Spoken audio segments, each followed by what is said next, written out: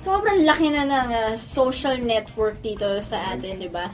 And madami tayong mga PBA athletes, PBA players who joined Twitter. Pero, nakabubuti ba to o nakakasama? Unahin natin ang cons. Ang cons. Mga negative. Mga negative. Ikaw.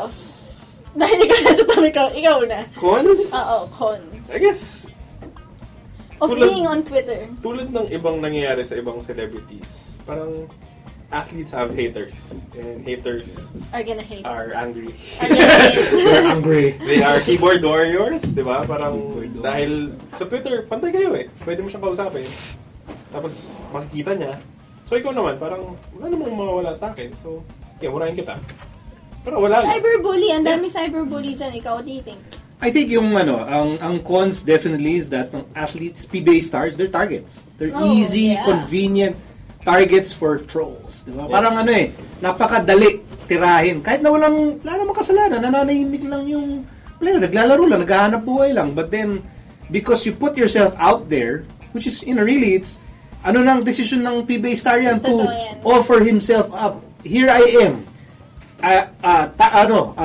Open to you guys, you can ask anything, ganyan-ganyan. So, ang pinaka-cons doon is that you're an open target. You're a sitting duck. Right. So, yun, na subject ka to the rules of Twitter, which is no rules. Totoo yan. Lahat sino, pwede kang tirahin. Actually, pag sumali ka nga ng Twitter, it's like a gate na inopen para sa lahat. Talaga. Oo. And daming cyberbullies na now, di ba? Ikaw. That's a very great point, especially for a lot of maybe some players who can't take that criticism, like it will really affect them.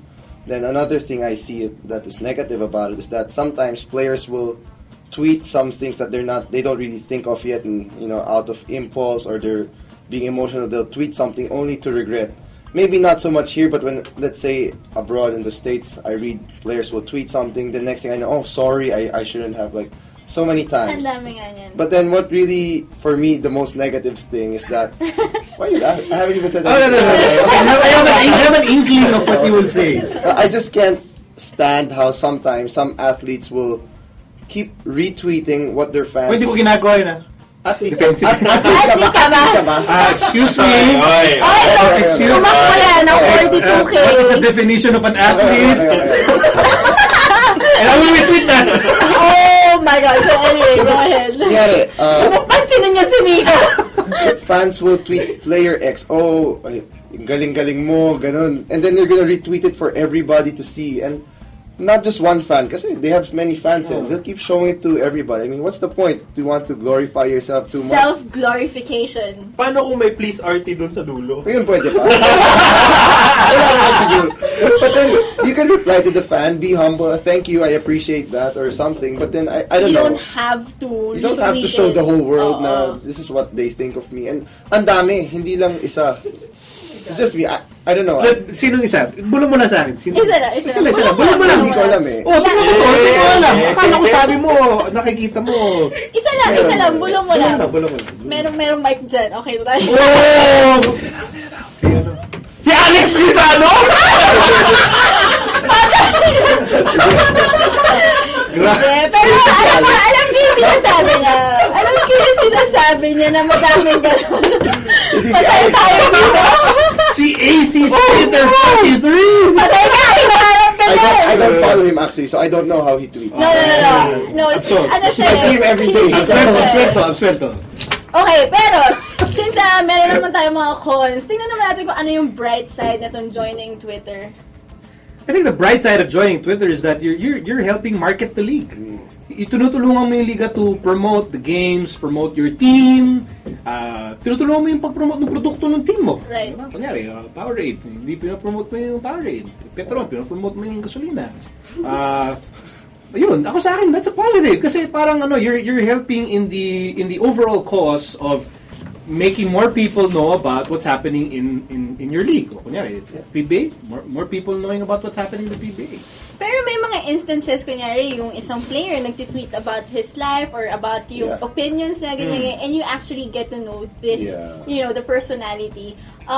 Minsan nagiging arrogant, di ba? Parang minsan hindi naman, or minsan masyadong humble, di ba? May gano'n. Ano bang, may cons ba yun kahit na for me, that's them? I mean, at the same time, it gives the fans a chance to interact with them and find out more outside the basketball court na ganito pala siya, these are what he likes, where he likes to go.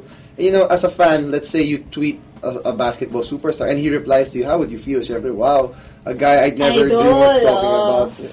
It's also a nice way for them to interact. Cons. Anong cons? Pro. Sorry. Ako stressing on the fact ng sinabi ni Sir Miko.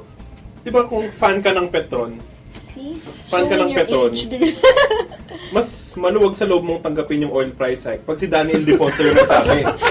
Alam mo Hindi yun ang usapan. Hindi ako, yung cons, yun din eh. Parang it's a direct line to the fans. Kasi dati, these PBA players were all parang mythical na hindi mo malapitan masyado.